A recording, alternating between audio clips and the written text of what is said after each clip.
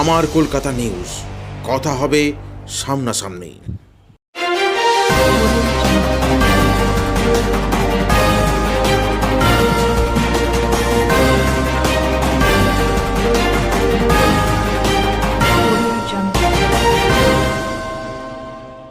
ICDS কর্মী থেকে রাজনীতির ময়দান, তারপর লোকসভা ভোটে আরামবাগ থেকে তৃণমূলের প্রার্থী, এই পথ মোটেও সুখের ছিল না মিতালি বাগের। প্রত্যন্ত গ্রামের অত্যন্ত গরিব পরিবার থেকে উঠে আসার যেন এক কাহিনী মিতালি বাগ। আমি দিল্লির সাংসদ ভবনে প্রান্তিকদের জন্য আমার আওয়াজ তুলতে চাই, এমনটাই জানাচ্ছে মিতালি। গণতন্ত্রের ক্ষমতায়ন এবং ভারতীয় রাজনীতিতে নারীর শক্তি প্রদর্শন করতে all India Trinamool Congress AITC তার তৃণমূল কর্মী মিতালি বাগকে আরামবাগ আসন থেকে লোকসভা নির্বাচনের জন্য দলের মনোনীত প্রার্থী হিসাবে নাম ঘোষণা করেছে। মাটির মেয়ে এবং বিনয়ী পরিবারে বেড়ে ওঠা মিতালি এমপি প্রার্থী হওয়ার জন্য বেশ কঠিন রাস্তা পার করতে হয়েছে তাকে, এমনটাই জানান মিতালি। তার শৈশবের অগ্নিপরীক্ষা বর্ণনা করে মিতালি বলেন, আমি একটি গ্রামীণ পরিবার থেকে এসেছি এবং খুব কঠিন পরিস্থিতিতে বড় হয়েছি। আমি গ্রামের স্কুলে পড়াশোনা করেছি এবং অগণিত চ্যালেঞ্জ অতিক্রম করে আমার শিক্ষা শেষ করেছি। আমার মা আমাকে এবং আমার ভাইবোনদের মানুষ করতে অনেক কষ্ট করেছেন। আমি তার বাচ্চাদের বড় করার জন্য আমার মায়ের ত্যাগের দেখে অত্যন্ত অনুপ্রাণিত হয়েছি। 2016 সালে হঠাৎ করে আমি আমার বাবাকে হারিয়েছিলাম এবং আমার মায়ের একমাত্র ভরসা হয়েছিলাম। আমার মা আমার সবকিছু এবং আমার সেরা বন্ধু। আমি আমার পড়াশোনা চালানোর জন্য টিউশনি পড়িয়েছি। অনেক দিন আমি বেলা খাবারের ব্যবস্থাও করতে পারিনি। বলতে বলতে কেঁদে ফেলেন মিতালি।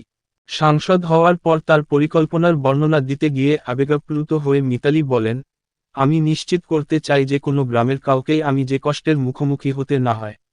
আরামবাগের মাটি বিশুদ্ধ। একজন নারী হিসেবে এবং দিদির দ্বারা অনুপ্রাণিত হয়ে আমি নারীদের এগিয়ে নিয়ে যেতে চাই। আমি দিল্লির সাংসদ ভবনে প্রান্তিকদের জন্য আমার আওয়াজ তুলতে চাই। আমি তৃণমূল চেয়ারপারসন মমতা বন্দ্যোপাধ্যায়ের অবিশ্বাস্য যাত্রায় আমার ছোট থেকেই অনুপ্রাণিত হয়েছি। 2011 সালে গ্রাম পঞ্চায়েত নির্বাচনে লড়ার জন্য মিতালিকে তৃণমূল কংগ্রেস টিকিট দিয়েছিল। 2018 সালে তিনি পঞ্চায়েত সমিতিতে গিয়েছিলেন। জনগণের সমর্থন পাওয়ার পর মিতালি 2023 সালের পঞ্চায়েত নির্বাচনের সময় জেলা পরিষদের সদস্য হয়েছিলেন। মিতালি আরও বলেন, আমি এমপি প্রার্থী হওয়ার জন্য অনেক বাধা ভেঙেছি এবং চ্যালেঞ্জ মোকাবিলা করেছি। এখন আমি নিশ্চিত করতে চাই যে দরিদ্র পরিবারের কেউ আমার মতো চ্যালেঞ্জের মুখোমুখি না হয়। MA ডিগ্রি পাওয়ার পরও আর্থিক সমস্যার কারণে আমি যা চেয়েছিলাম তা করতে পারিনি। একটা সাধারণ স্কুলে পড়িয়ে 150 টাকা পেতাম। কখনো কখনো আমাকে পুরস্কৃত করার জন্য সেখান থেকে আমাকে 200 টাকাও দিয়েছিলেন। এইভাবেই চলছিল জীবন। এখনো বাড়ির অবস্থা ভালো নয়। মিতালি বাগের প্রতিবেশী সৌমেন বলেন, মিতালি তার শৈশব থেকেই চ্যালেঞ্জের মুখোমুখি হয়েছিল। সে সবসময়ই খুব সৎ জীবনযাপন করেছে। দিদি তাকে মনোনীত করায় আমরা খুব খুশি। মিতালি সাহসের সাথে CPIM এর সাথে লড়াই করেছে। আরেক প্রতিবেশী দিয়ালি বলেন, মিতালি দি সব সময় আমাদের পাশে থেকেছেন। সমাজের কাজ করার জন্য তিনি বিয়েও করেননি। আমরা চাই তিনি দিল্লিতে পৌঁছান যাতে আমাদের কণ্ঠস্বর, নারীদের কণ্ঠ দিল্লিতে শোনা যায়। নমস্কার, আমি মিতালি বাগ, আরামবাগ লোকসভা কেন্দ্রের তৃণমূল কংগ্রেসের প্রার্থী। আমি গ্রামের একেবারে প্রত্যন্ত গ্রামের মেয়ে। ছোটবেলা থেকে খুব পরিশ্রম, খুব দুঃখে কষ্টে আমরা মানুষ হয়েছি। খুব কষ্ট করে পড়াশোনা করেছি, পড়াশোনার প্রতি আগ্রহ ছিল। গ্রামের স্কুলে, প্রত্যন্ত গ্রামের স্কুল থেকে পড়াশোনা, শিক্ষা দীক্ষা এতই কষ্ট যে তখন মানে আমার মা সত্যি প্রচুর কষ্ট, মা খুব পরিশ্রমী মা। সে মাকে কষ্ট করা দেখে আমরাও সেইভাবে মাকে দেখে আমরা আগিয়ে গেছি। বাবা সবসময় বলতো সৎভাবে চলবে, মাথা উঁচু করে চলবে। বর্তমানে আমি লোকসভা কেন্দ্রে আরামবাগের প্রার্থী। আমি সবসময় চাইবো যে কষ্ট করে পড়াশোনাকে এগিয়ে নিয়ে গেছি, টিউশনি করে, পেটে হয়তো একবেলা এক মুঠো জুটেছে কি জুটেনি, পেট ভরে হয়তো কোনো সময় খেতেও পাইনি, এরকমও দিনও গেছে আমাদের। সেরকম আমার ইচ্ছা, আমি যেন কোনো যে কষ্ট করেছি, যে কষ্ট করে পড়াশোনা করেছি, পড়াশোনাকে আগিয়ে নিয়ে গেছি, যাতে কোনো মানুষকে, কোনো গ্রামের মানুষকে এত কষ্ট করতে না হয়। আমি তাদের কাছে প্রতিশ্রুতিবদ্ধ, প্রতিজ্ঞাবদ্ধ। আমি যদি আরামবাগ লোকসভা কেন্দ্রে আমি জয়যুক্ত হয়ে মানুষের কষ্ট, এই দুঃখ কষ্টগুলো আমি লাঘব করতে চাই। যেটা দিল্লির বুকে, গ্রাম থেকে যেন আওয়াজ ওঠে দিল্লির বুকে, দিল্লির বুক যেন টলটল করে মানুষের দুঃখ মোচনের জন্য। তারপরে আমি দিদিকে আন্দোলন করতে দেখেছি পড়াশোনার মধ্য দিয়ে। মাননীয় মুখ্যমন্ত্রী মমতা বন্দ্যোপাধ্যায় যিনি জননেত্রী, ওনার আমি আন্দোলন দেখেছি, কষ্ট দেখেছি, ওনারও যন্ত্রণা দেখেছি। তখন মনে হয়েছে একজন মহিলা হিসাবে যদি এত যন্ত্রণার শিকার ওই জায়গাকে যেতে পারেন, আস্তে আস্তে অনেক কিছু ওনার কাছ থেকে শিখার আছে। আমি যখন 2010-এ বিএড পড়তে গেলাম, ওখান থেকে আমি তৃণমূল করা শুরু করি কলেজ থেকে।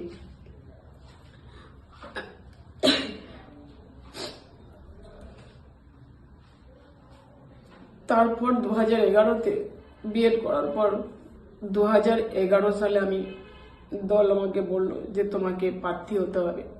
আমি গ্রাম পঞ্চায়েতে ছিলাম 13 সালে।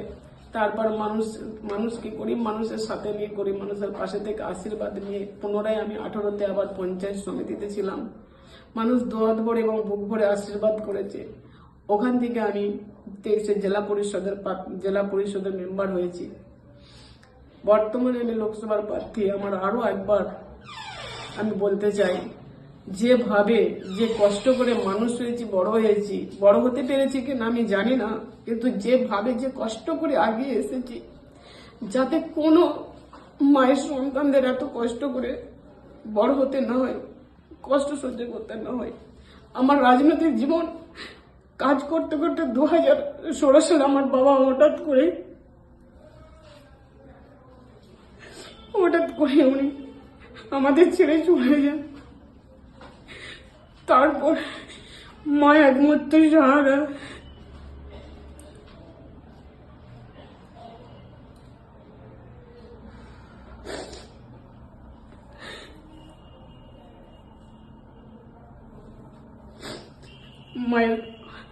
মায়ের সব মা বার ভালো বন্ধু, মা আমার সব কিছু। আমি চাই কোনো মা যাতে কষ্ট না পাই, কোনো গরিব দুঃখী, যেহেতু গ্রামের কোনো ছাত্রছাত্রী বইয়ের জন্য কোনো অভাব বোধ না করতে পারে, খাওয়ার জন্য তার অভাব, খিদের জন্য চটপট করতে না পারে। আমি দিল্লির মুখে গিয়ে যেন এই আওয়াজটা তুলতে পারি, তাদের অভাব হবে যেগুলো মেটাতে পারি আমি তাদের পাশে থেকে।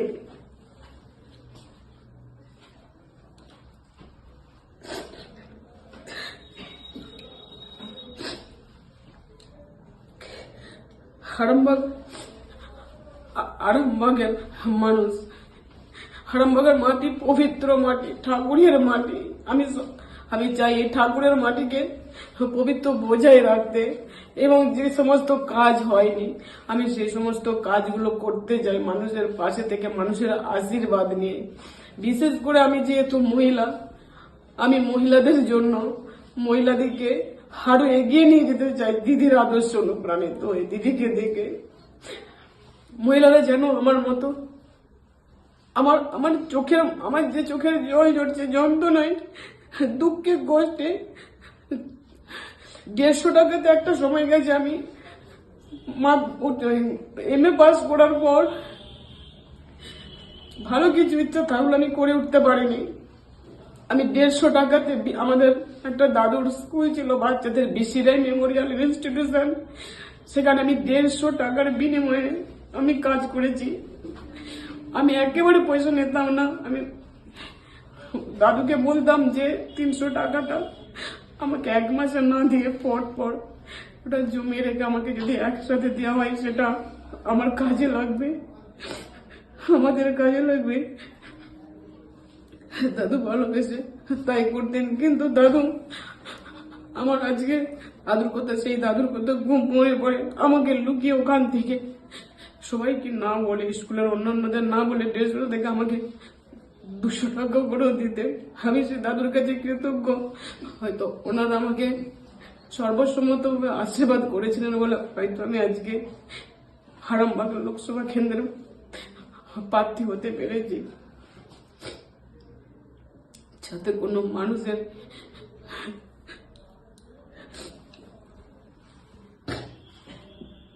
আরামবাগ লোকসভা কেন্দ্রের মানুষের যা কিছু থেকে বঞ্চিত, সেটাকে আমি দিল্লির দরবারে গিয়ে আওয়াজ তুলে তাদের পাশে থেকে তাদের চাহিদাগুলো, তাদের দুঃখ কষ্টগুলো আমি মোচন করতে চাই। এইটুকুই আমি বলবো। আমার কলকাতা নিউজ, কথা হবে সামনাসামনি।